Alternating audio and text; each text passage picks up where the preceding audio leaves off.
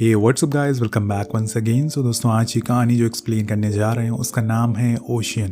तो कहानी की शुरुआत में हम ओशियन के बीचों बीच में एक लाइफ बोट को देखते हैं जिसके ऊपर कुछ लोग मौजूद हैं। उनके चेहरे से साफ साफ पता चल रहा है कि उन्होंने कई दिनों से ना तो खाया है और ना ही कुछ पिया है, लेकिन इससे ज्यादा उन्हें किसी और चीज का डर है। पर आखिर वो क्या चीज है, इसके लिए हम चलते हैं फ्लैशबैक में। समय चल रहा है 1982 का, जगह है मैरीलैंड। जॉन नाम का आदमी, जिसकी एक सेलिंग बोट है, वो अपनी गर्लफ्रेंड मैक के साथ सेलिंग करने आया है। पर उसी दौरान उसके पास ब्रैड नाम का आदमी आता है जो उनसे कहता है कि क्या मैं भी आप लोगों के साथ चल सकता हूँ सेलिंग करने, क्योंकि मेरा हमेशा से एक सपना रहा है। तो हम आपको बता दें कि सेलिंग एक तरह का स्पोर्ट होता है जिसमें छोटी छोटी याच होती हैं जिनकी आपस में रेस होती है, और उसी रेस की प्रैक्टिस के लिए आज ये लोग जा रहे हैं। वेल, अब मैक जॉन को कन्विंस कर लेती है उसे ले जाने के लिए, तो वो उसे अपने साथ रख लेता है, जिसके बाद वो तीनों निकल जाते हैं। उसी रात हम दो और लोगों को भी देखते हैं जो पहले से ही बोट पर मौजूद थे, जिनके नाम थे मार्क और डेबिलिना। सब लोग खाना खा ही रहे होते हैं कि मार्क कहता है कि आते टाइम हम लोग बोट को स्पॉटलैंड पोर्ट से होकर ले जाएंगे, वहाँ मेरी गर्लफ्रेंड है, मैं उसे भी साथ लाना चाहता हूँ। लेकिन जॉन मना कर देता है क्योंकि उस साइड सोमालियन जहाज होते हैं जो इन्हें पकड़ भी सकते हैं और साथ में इन्हें वहाँ बड़ी बड़ी लहरों का सामना भी करना पड़ सकता है, इसलिए वो वहां नहीं जाएगा। अब इस बात से उन दोनों में लड़ाई भी हो जाती है, पर डेबिलिना हंसने लगती है क्योंकि ब्रैड एक भी सेकंड अपनी गर्लफ्रेंड के बिना नहीं रह पाता। उसके जाने के बाद जॉन ब्रैड से कहता है कि हमें ब्रैड को संभालना होगा, वो बहुत ही गुस्सेल किस्म का आदमी है, उसकी वजह से मैं अपनी ये पूरी ट्रिप खराब नहीं कर सकता हूँ। अब इसके बाद ब्रैड याच के ऊपर वाले हिस्से में चला जाता है और वहीं कुछ देर तक खड़ा रहता है, लेकिन कुछ समय बाद उसे तेज हवाएं महसूस होती है। तब उसकी नजर याच के ऊपर लगे विंड मीटर पर पड़ती है जो तेजी से मूव कर रहा था, जिसे वो समझ जाता है कि जरूर कोई बड़ा तूफान आने वाला है। वहीं दूसरी तरफ हम उस कोस्ट गार्ड को देखते हैं जिन्हें अब खबर मिलना शुरू हो गई थी कि उनकी तरफ एक बड़ा तूफान आने वाला है, लेकिन अभी तक जॉन और उसकी टीम को इस बारे में पता नहीं चल पाया था। अब अंधेरा हो जाता है और अब धीरे धीरे बारिश ने अपनी रफ्तार में तेजी भी कर ली है। जॉन नीचे आके मार्क से होश में रहने को कहता है ताकि अगर कोई वार्निंग रेडियो पर आए तो वो उसे बता सके, लेकिन वो इतने नशे में होता है कि उसे बातें समझ ही नहीं आती, जिस वजह से जॉन ऊपर चला जाता है जहां भी उसकी टीम के और लोग जैसे तैसे करके याच को संभालने में लगे हुए थे, क्योंकि तूफान की हवा से वो बहुत ही तेज से हिले जा रही थी। दूसरी ओर कोस्ट गार्ड अब उस एरिया में जो भी बोट या शिप मौजूद थी उन्हें वार्निंग देना शुरू कर देते हैं, लेकिन जब इनकी रेडियो में ये वार्निंग आती है तो मार्क सो रहा था, जिस वजह से वो सुन नहीं पाता। ऊपर से सब लोग चिल्ला रहे थे, उन्हें समझ नहीं आ रहा था कि अब वो क्या करें। उन्हें इस बात का सबसे ज्यादा डर लगा हुआ था कि कहीं ये बोट पलट ना जाए। इसी दौरान एक तेज का झटका आता है जिसे कोई बड़ी सी चीज बोट से टकराती है। इस झटके की वजह से बोट के नीचे सारी चीजें टूटने लगती है, जिसके शोर से मार्क उठ जाता है और वो कोस्ट गार्ड की वार्निंग को सुन लेता है। फिर वो फौरन ऊपर जाकर इस बारे में जॉन को बताता है, जो नीचे आकर सबसे पहले रेडियो पे खुद के लोगों के लिए मदद मांगता है। उसके पीछे पीछे मैक भी नीचे आती है, लेकिन तभी उसके पैर में ओवन का गेट से एक कट लग जाता है और वो बुरी तरह से जख्मी हो जाती है। और ये देखकर जॉन फौरन रेडियो मार्क को देता है और उसकी पट्टी करता है। इसी बीच कोस्ट गार्ड का हेड आता है जिसने जॉन को जानता था। उसकी आवाज सुन के वो फौरन रेडियो को ले लेता है और उसे अपनी लोकेशन और सिचुएशन बताने को कहता है। वो जॉन को बताता है कि अभी तुम्हें कम से कम 3 घंटे वेट करना होगा और इसके बाद वहां से थोड़े कॉमर्शियल शिप गुजरेंगे, जिसके बाद ही कुछ हो सकता है। पर जॉन कहता है कि इतनी देर हम सरवाइव नहीं कर सकते। तो गार्ड कहता है कि ठीक है, रुको, मैं कुछ करता हूँ। इसके बाद वो फिर से डेक पर जाता है और बोट को संभालने की कोशिश करता है, लेकिन तभी एक विशाल लहर आती है जिसके सामने उसकी बोट कुछ नहीं थी और कुछ ही देर में इनकी बोट उसमें समा जाती है। अगले पल हम देखते हैं कि जॉन की पूरी टीम पानी में होती है और उसकी बोट डूब चुकी थी। सब लोग पानी में अपनी जान बचाने के लिए एक दूसरे को हौसला दे रहे थे और तभी उस याच में रखी बोट उनकी तरफ आने लगती है, जिसे देख के सब उसकी तरफ भागते हैं और जाकर उसे पकड़ लेते हैं। इस छोटी सी बोट से उन्हें थोड़ी राहत मिलती है, लेकिन यहाँ कोस्ट गार्ड वाले इन्हें कांटेक्ट करने की लगातार कोशिश करते, क्योंकि उन्होंने अपना एक हेलीकॉप्टर इनकी बताई हुई लोकेशन पर भेज दिया था। लेकिन इन लोगों की बोट तो डूब चुकी है और ना तो हेलीकॉप्टर को ये लोग दिखते हैं और ना कोस्ट गार्ड वालों को, और ना ही कोस्ट गार्ड वाले इनसे कांटेक्ट कर पाते। अब उन्हें थोड़ा बहुत अंदाजा तो हो चुका था कि शायद वो सरवाइव नहीं कर पाएंगे, पर उन्हें क्या पता था कि वो सारे लोग अभी भी जिंदा है। अब इसी तरह से सुबह हो जाती है और सब अभी भी उसी लाइफ बोट को पकड़ कर लटके हुए थे।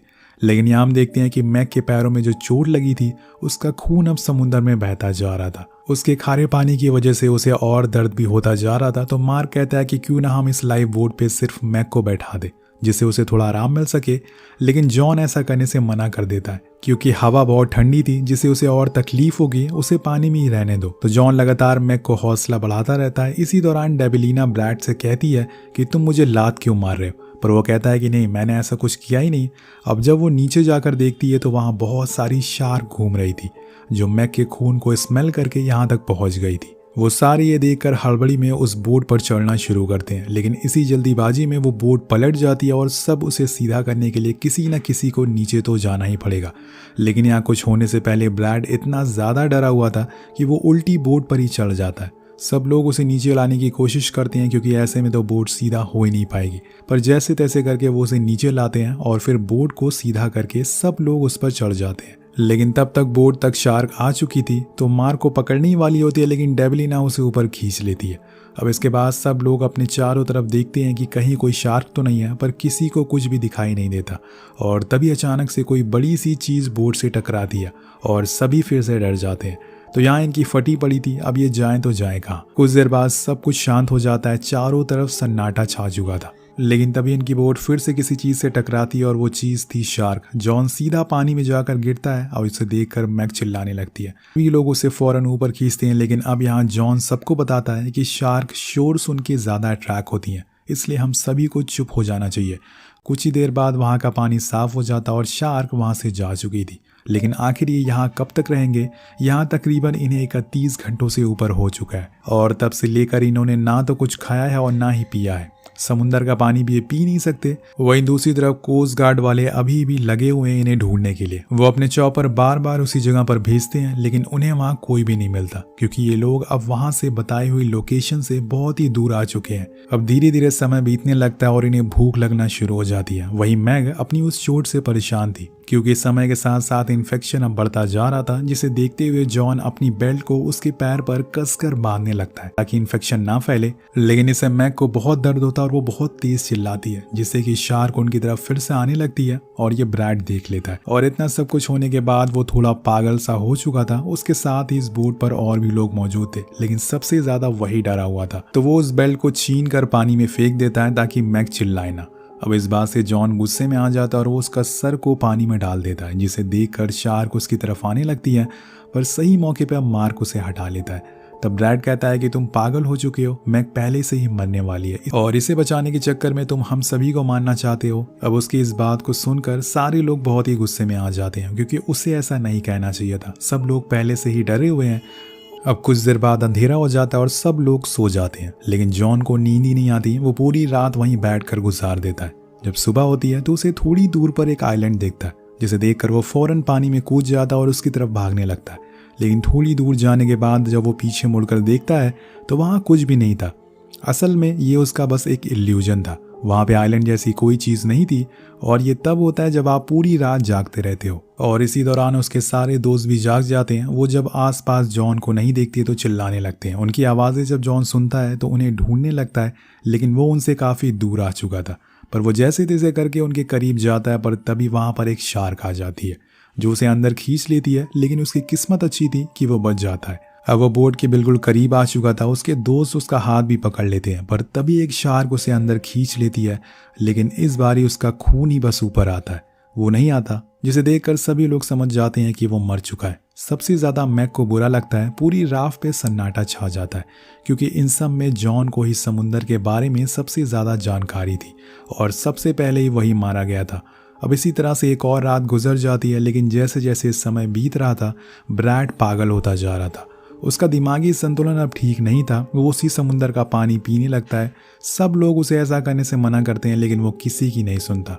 पर आखिर में मार्क उसे शांत करके बोट पर बैठा देता है। अब उस रात तो अपने आप बिना किसी वजह से वो चिल्लाने लगता है, लेकिन इसमें उसकी भी कोई गलती नहीं, क्योंकि जब आप ऐसी सिचुएशन में फंस जाए तो किसी का भी आसानी से दिमागी संतुलन खो सकता है। अब यहाँ ये भूख से भी परेशान थे, तो इन्हें कम से कम समुद्र की मछलियां पकड़कर खा लेनी चाहिए, लेकिन इन्हें मछलियां पकड़ना भी नहीं आता। ये लोग बस खुद को और पैनिक कर रहे थे। वेल अब एक दिन ये सभी लोग ऐसे ही बैठे होते हैं किसी उम्मीद के भरोसे। तभी ब्रैड अचानक से बोट पर खड़ा हो जाता और तेज तेज उछलने लगता और साथ में शोर भी मचाने लगता ताकि वो शार्क उनकी तरफ आ जाए और उन्हें इस मुसीबत से आज़ादी मिल जाए। ये देखकर मैग रोने लगती है क्योंकि उसे ऐसे नहीं मरना था। अब सभी लोग उसे शांत कराते हैं पर वो चुप होने का नाम नहीं ले रहा था और शोर को सुन के एक दो शार्क उनके पास आ चुकी थी, लेकिन आखिर वक्त पे एक बार फिर मार्क उसे शांत करा देता है।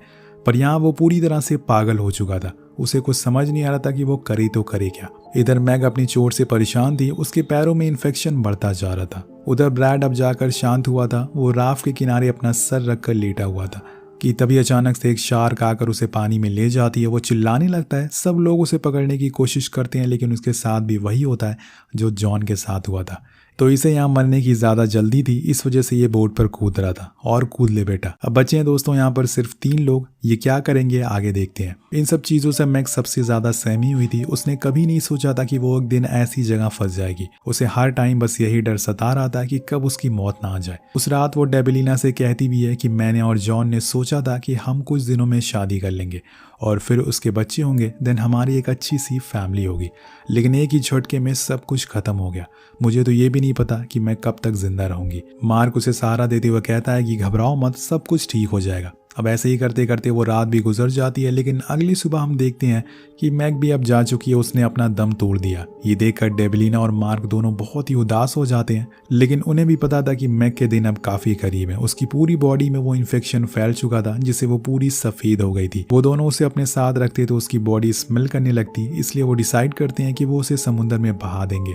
वेल वो करते भी ऐसा ही है और उसके लिए प्रे करता है और उसे पानी में छोड़ देता है, जिसके कुछ देर बाद एक शार्क आकर उसे पानी के अंदर ले जाती है और खा जाती है। वेल अब बचे हैं यहाँ पर सिर्फ 2 लोग और क्या पता ये भी ज्यादा दिन के मेहमान ना हो। वहीं कोस्ट गार्ड वालों को मैसेज मिलता है कि उन्होंने जॉन की बताई हुई लोकेशन को अच्छे से चेक कर लिया है, पर वहाँ उन्हें कुछ नहीं मिला, ना ही उनकी बोट मिली और ना ही उनकी लाशें। इसलिए उनके परिवार वालों को खबर कर दो। जिसके बाद वहाँ का हेड उन 5 के घर पर कॉल करके उन्हें बारे में बता देता है, लेकिन उन्हें इस बात का जरा अंदाजा नहीं था कि अभी भी 2 लोग जिंदा हैं। वहीं डेबिलिना मार्क से कहती है कि हमें बोट को पलटना पड़ेगा क्योंकि इसमें खून जमा हो चुका है, जिसकी स्मेल से शार्क दोबारा आ सकती हैं।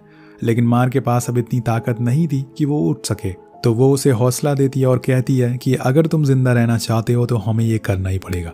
वो मान जाता है क्योंकि अपनी जान सबको प्यारी होती है। अब वो दोनों पानी में कूदते हैं, जिसके बाद वो बोट को पलट देते हैं, जिससे उसमें खून भरा पानी में मिल जाता है। लेकिन अब इन्हें जल्दी से बोट को सीधा करना होगा, वरना शार्क स्मेल सूंघ कर पहुंच जाएंगी। डेबिलिना तो बोट पर चढ़ जाती है, लेकिन मार्क अभी भी पानी में ही रहता है। वो धीरे धीरे नीचे जाने लगता है, लेकिन तभी उसके सामने एक शार्क आते हुए दिखती है, तो वो फौरन ऊपर जाता है और डेबिलिना उसे बोट पर खींच लेती है। तो यहाँ पर किसी तरह से ये दोनों अपनी जान बचा लेते हैं। अब यहाँ हमें पता चलता है कि इन्हें इस समुद्र पर रहते हुए पूरे 131 घंटे से ऊपर हो चुके हैं। चौंकाने वाली बात यह थी कि इतने घंटों में इन्होंने ना तो कुछ खाया था और ना ही पिया था, और इसी भूख प्यास में एक और रात गुजर जाती है। लेकिन अगली सुबह इनके लिए एक उम्मीद, एक नई किरण लेकर आती है। मार्क को एक शोर सुनाई देता है। जब वो देखता है तो सामने एक कार्गो शिप आ रहा था।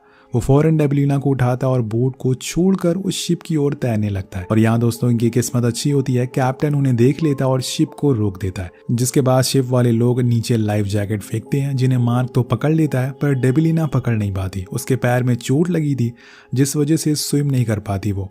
तो मार्क वापस उसे लेने जाता है, लेकिन इसी दौरान वहाँ पे शार्क आ जाती है।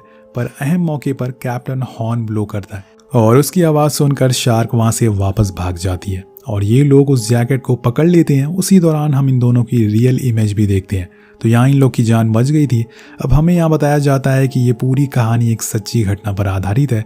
आखिर में हमें कुछ फोटोज भी दिखाई जाती है, जिसमें बताया जाता है कि उस दिन के बाद दोनों को 8 दिन हॉस्पिटल में रखा गया। जिसके बाद डेबिलिना ने अपनी सर्वाइवल जर्नी के बेस पर 3 बुक पब्लिश करी और जिसके साथ ये कहानी ही खत्म हो जाती है। तो आपको ये सर्वाइवल दिल थामने वाली कहानी कैसी लगी, नीचे कमेंट करके जरूर बताएगा। मिलते हैं आपसे अगली वीडियो में। Thank you so much watching. Peace out.